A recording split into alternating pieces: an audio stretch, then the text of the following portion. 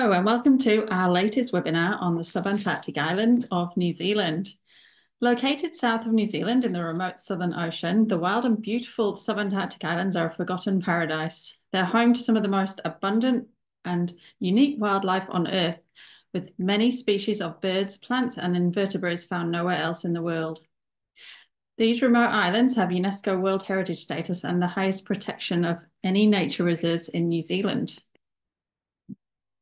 Although a strict management plan restricts the number of people allowed ashore each time, operators have the ability to take you ashore and make the most of these beautiful islands.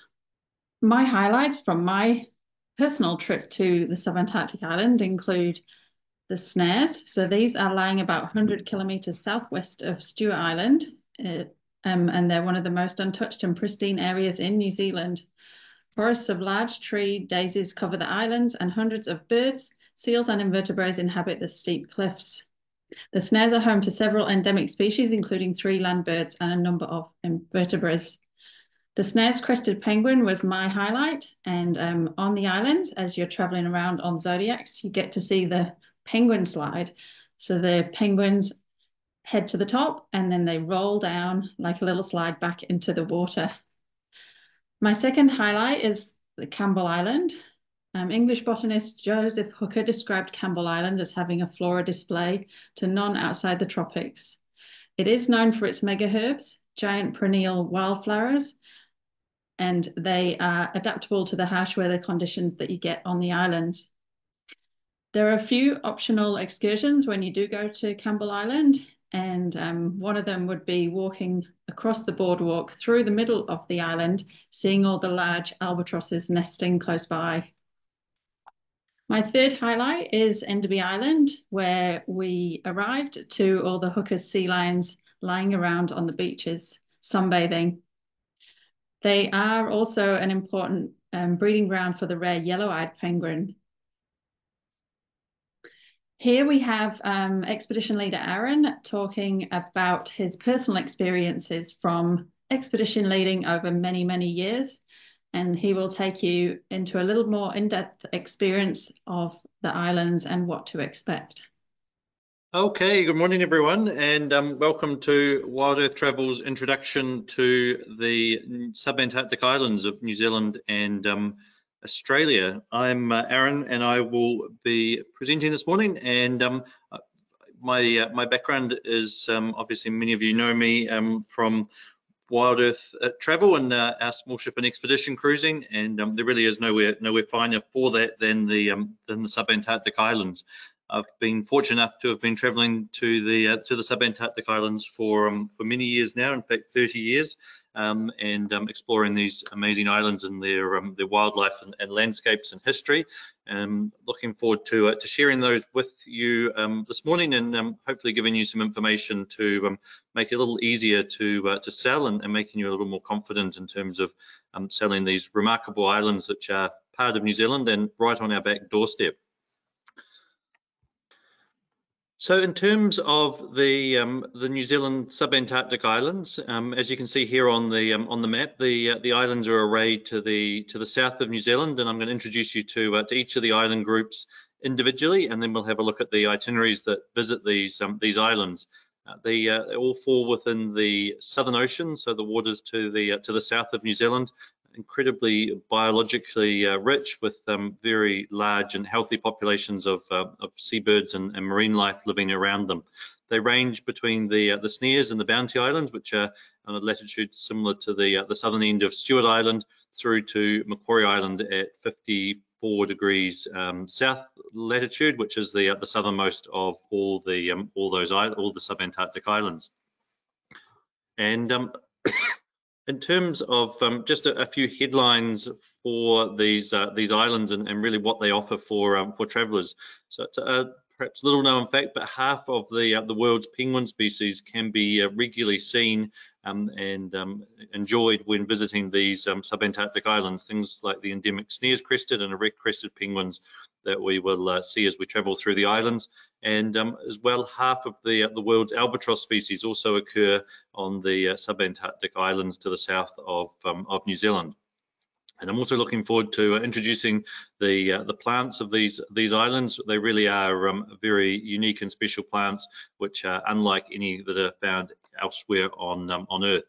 And all these islands have UNESCO World Heritage status for the unique biology of the islands. So if you think of New Zealand, Fiordland and South Westland are other UNESCO World Heritage sites. So a really significant designation that's befitting of these islands. So to make our way through these subantarctic islands, and we'll introduce and look at each of the islands as we make our way southwards and through the groups. These islands are all only accessible by sea and by expedition ship. Visitation to the islands is strictly controlled and managed by the Department of Conservation. So in any given year, generally there'd be less than 1,000 visitors in total to the islands. So the nearest of the islands to New Zealand is the Snares, which is just 60 miles to the south of Stewart Island. But you really are entering into a world unlike any other when you head in towards the Snares by Zodiac. The Snares are completely pristine islands. They have had no introduced species on the islands at all. So to ensure that the islands remain pristine, we explore the coastline by Zodiac and are really treated to some spectacular views of the islands. They have great caves and seascapes to enjoy with the Zodiacs. So as you head out in the Zodiacs, you'll spend a couple of hours in the Zodiacs along the coast of the Snares and out enjoying the views that you can see along the coastline. So this is some views and some photos of the Snares crested penguins that I've taken when we've been down there with the Zodiacs. They breed in large numbers on the island and are found only on the Snares. One of the crested penguins, they're quite spectacular birds and gather along the shores of the island in great numbers. So it's one of those rare places where you get that ability to really just be impressed by the sheer mass of life that is found on the islands.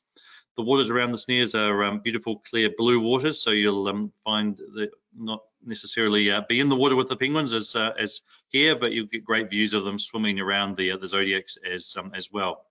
And the Snares is well known for its penguin slide, and this is a view looking up the slide. These Snares crested penguins walk up this steep granite slope, climbing about 100 meters up into the interior of the island to where they are nesting.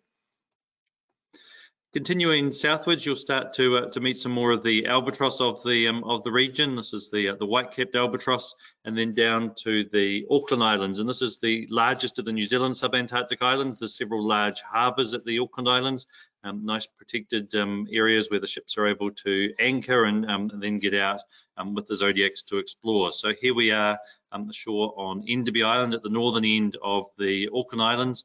This large breeding population of hookers or New Zealand sea lions that breed on the beautiful white sand beaches at Enderby Island.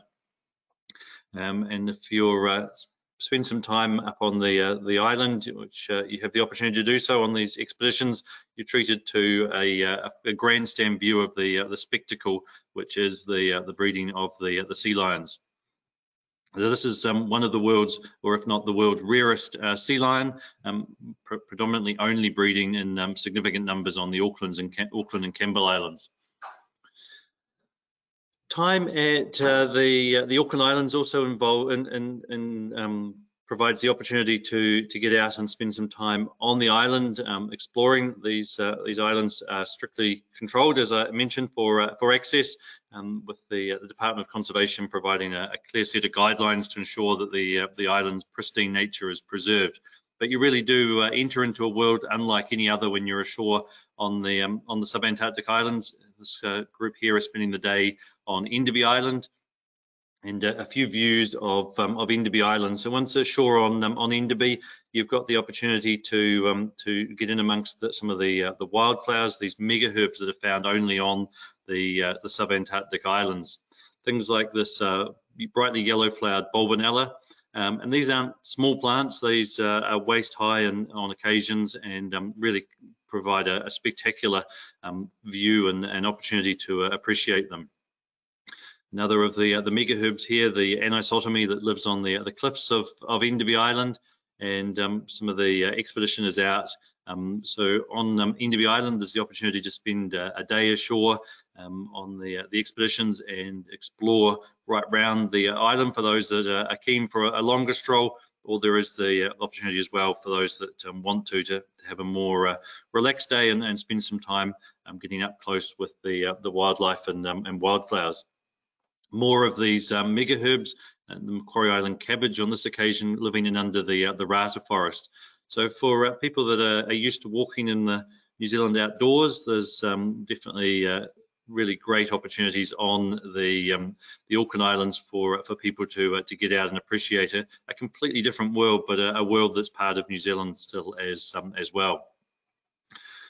The brightly coloured gentians and a number of the plants in the south are far more brightly coloured than those that you'll find in the New Zealand alpine environment, although you are in a subalpine environment down on the Subantarctic Islands.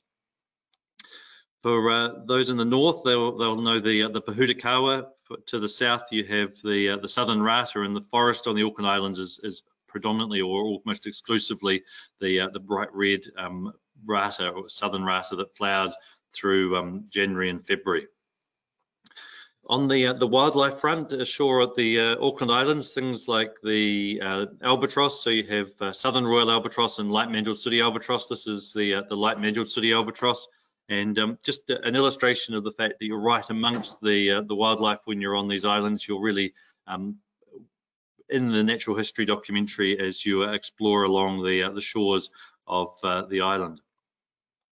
Endemic species of shags, the Auckland Island shag, yellow-eyed penguins, which are really quite rare along the mainland coast of the South Island. Their heartland is the Auckland Islands, and it's not uncommon to see good numbers as you follow along the coastline of the Auckland Islands. Hopping around in amongst the penguins is often the red-crowned parakeet, so species that New Zealanders may be familiar with, but living in a quite unfamiliar environment. And endemic species found nowhere else, like the Auckland Island flightless teal that lives on the tidal wave platforms around the island. As I said, the Auckland Islands are quite large. They're about 50 miles long or 100 kilometres, so they have these great harbours. The south of the island is quite a lot higher, and you have this deep fjord-like Carnley Harbour in the south. And again, a few views of Carnley Harbour, where the expeditions will often spend another day at the Auckland Islands exploring. For those that are so inclined, opportunities to climb a little higher and really get an appreciation of the landscape of the islands. We'll also have the option to Zodiac cruise in places like Carnley Harbour for those that don't want to make the walk. And on that particular walk, the target or the focus is to head up to one of these albatross colonies, which is the white-capped albatross breeding on the cliffs of the southern end of the Auckland Islands. The Auckland Islands in particular has a rich human history as well, and heading ashore here in one of the most sheltered coves on the island, you make your way up through the spectacular rata forest to where the coast watching station was. So during World War II, the New Zealand governments had coast watching stations that were established on both the Auckland and Campbell Islands, where men spent the war looking out for enemy shipping. Prior to that, you had the history of colonisation. The shortest lived British settlement of all was at Hardwick and Port Ross. And you of course had the shipwreck era on the Auckland Islands as well, with infamous shipwrecks like the General Grant and the Dundonald coming to grief on the coasts of the Auckland Islands. New Zealand's southernmost subantarctic island is Campbell Island, and at Campbell Island you've ventured beyond the realm of trees. So there are woody shrubs, but there are no forests on Campbell Island, and it's a great sweeping island, which for me I really think of as the home of the albatross. There's a great diversity and abundance of albatross breeding on Campbell Island. This was out in the Zodiacs at Bull Rock, which is the large albatross colony at the northern end of the island, and home to the endemic Campbell Island albatross, which is found nowhere else. Campbell Island had a meteorological base. It also was the coast watching base, and then onwards it became a meteorological station, which was occupied through until the 1990s. So we visit the remains of the meteorological station at Beeman Base. See some of that human history. Campbell Island was a actively farmed island until the 1930s, although all the farm animals have now been removed and the island's regenerating. You can also just get a sense in the photo there of the scale of the vegetation with some of those bulbinella, the large lily relatives that grow on the coastline of Campbell Island. And for Campbell Island, there's again the opportunity to get out and climb a little higher and explore the landscape of the island. And this is the boardwalk at Coal Lyre, which people can climb up to some of the higher slopes of the island, really get in amongst the vegetation that we'll see shortly, and also into the realm of the southern royal albatross. So Campbell Island, for me, really is the highlight botanically of the Subantarctic Islands, with the greatest sort of display and diversity of species. These pleurophyllums that we'll see some more of are daisy relatives that are endemic and only found on the Auckland and Campbell Islands. The peak of the flowering is generally sort of around the end of the year, Christmas through into the early part of the new year. But there are different species that are in full bloom from late November right through into February, and you have a progression of flowering across the course of the summer. So this is, for me, the most spectacular of the megaherbs. This is Pleurophyllum speciosum, which is really puts on a spectacular display on Campbell Island. There's no close relatives to these daisies. They're found only on these islands, and really are an iconic example of evolution to this unique environment that we find to the south of New Zealand. So these aren't macro photos; these are wide-angle photos, and the plants are in places up to waist high as you make your way through these spectacular fields of purple daisies. Just a human there for a sense of scale, and a visit to Campbell Island. You usually have at least a day at Campbell, if not a little longer. A chance to get out, spend some time photographing the wildflowers. For those that want to walk a little more, there's the option to walk and explore the island as well. A group here out on the slopes of Mount Honey, enjoying the views over the southern end of Campbell Island. Campbell has some really interesting geology as well, with a mixture of volcanic rock and uplifted limestone. So really has a great diversity of landscapes and landforms for all to enjoy. And as much as anything, I think of it as an island of albatross. So the most prevalent of the albatross species is the southern royal albatross. And just to give you a sense of scale on these albatross, they're about 13 feet from wingtip to wingtip. So about each wing is around 6 feet long. Really one of the largest of all the birds in the world. And there's about 10,000 of them each summer on Campbell Island. You look up on the slopes of the island, you see all these little white dots, which you could be forgiven for thinking are sheep, but they're actually all nesting albatross dotted across the slopes of the island. They'll fly around the island. You get young groups gathering in areas to socialize and for courtship, and then the adults nesting across the upper slopes of the island, as you can see here as well. A little further to the east is New Zealand's two most isolated and seldom visited subantarctic islands, the Antipodes Islands, which are the southern of the two. The Antipodes are a volcanic island, similar in landform and landscape to Campbell Island in some ways, but again a pristine island where we don't make landfall to ensure that the island retains its pristine nature, but home to a whole suite of species that are found nowhere else on the planet. The erect crested penguin, which is restricted just to Antipodes and Bounty Islands, and you can just get a sense of the abundance of life that you find on these islands as well. We also have the Antipodean wandering albatross, which is one of the most endangered species of seabird in the world, or definitely one of the most endangered albatross, breeding only on the Antipodes Islands. and another of the penguin species, in this case the rockhopper penguins, which also breed on the Antipodes Islands. And just a really dramatic coastline to explore. We spent about a half day here out in the Zodiacs and exploring along the coastline, getting up close with the penguin colonies, looking out for the other wildlife as well. And then you have the bounties, and the Bounty Islands are actually named after the infamous bounty of Captain Bligh and Pitcairn fame. Prior to the mutiny, the ship discovered these inhospitable islands, but incredibly wildlife rich. They actually have no vegetation. The islands are completely covered with bird and marine life. So large populations of New Zealand fur seals breeding on these granitic islands. Again, you have the erect-crested penguins breeding in large numbers, and also the Selvins albatross, which breeds here in large numbers, and you can see feeding just offshore from the island. The Bounty Islands is also home to one of the most range restricted and difficult to see cormorants or shags in the world. The Bounty Island shag, the population of just a few hundred birds that live throughout the year on these inhospitable islands that are such a wildlife haven. And then we have the southernmost of all the Subantarctic Islands, and the one that we've let the Australians look after, Macquarie Island. Macquarie Island is at 55 degrees south.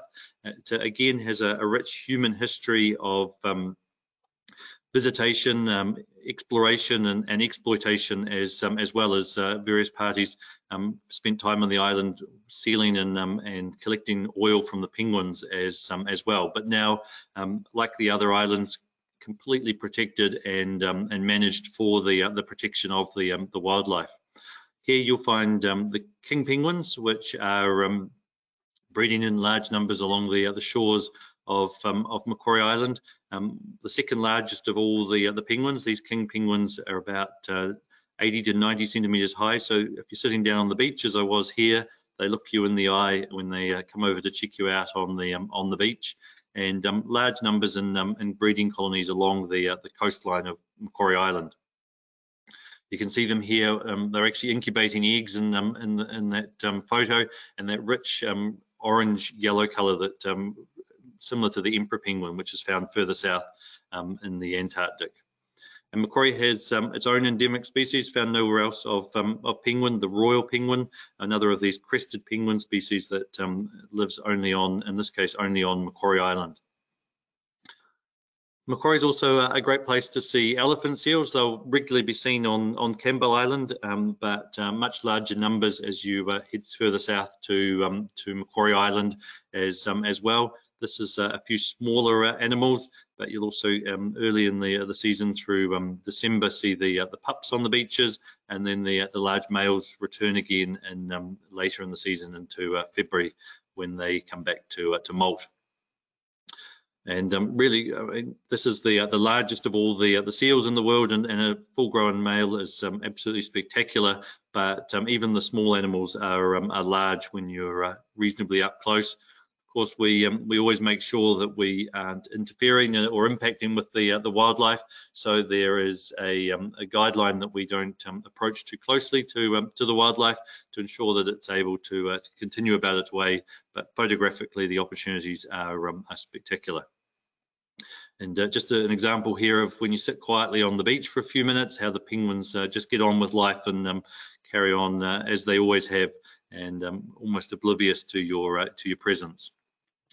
So the season for visiting the Subantarctic Islands, as I mentioned, it's a summer destination. So voyages operate from late November through to early March or mid-March, visiting these Subantarctic Islands. And on to a few of our itineraries that Wild Earth Travel sells.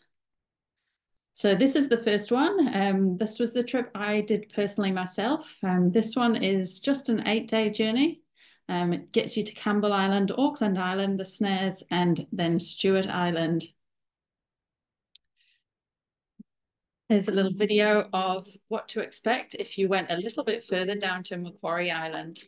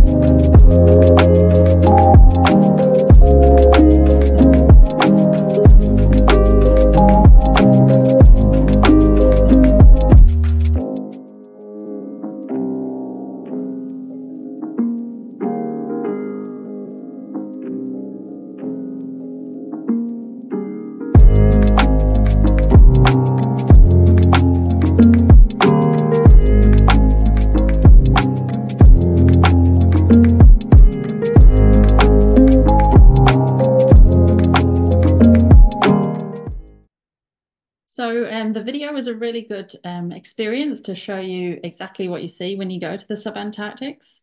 The particular video experience was aboard the Heritage Adventurer, the ship that you see in front here now. And this one takes 140 people. Most of the Zodiac's exploration is done when you're in the Subantarctics, as opposed to docking into ports like you would if you were in big towns and cities. So there is a lot of getting in and out of the Zodiacs, a lot of hands-on experience, and the expedition team are always there to give you a hand with anything you need. The other trip that we have, which is a popular one and goes to Macquarie Island. So Macquarie Island is the most southern of the Subantarctic Islands. It is halfway between Tasmania and Antarctica. It is an important site for wildlife, and it has extensive seal colonies, an array of penguin species, including the king penguin colonies, which you would have seen on the video before. These are outstanding. When you see them, they are amazing, and people do really like to get to Macquarie, as it is the best place you can see the king penguins apart from the Antarctic Peninsula. This trip here is just over 2 weeks long, and it starts and ends in Dunedin, and it goes around to the beautiful Dusky and Doubtful Sound, and of course Milford Sound. This is the ship here, which takes that journey, the Le Soleil. This is 140 passengers. It is, again, a lot of Zodiac cruising, lots of help from the expedition staff, lots of talks in the evening, like the Adventurer, and lots of educational opportunities for you to learn all about the islands. So thank you for tuning in to today's webinar on the Subantarctic Islands. And if you would like to know any more, or if you would like to speak to any of the Wild Earth team, including myself, please give us a call or send us an email. Happy to assist. Thank you.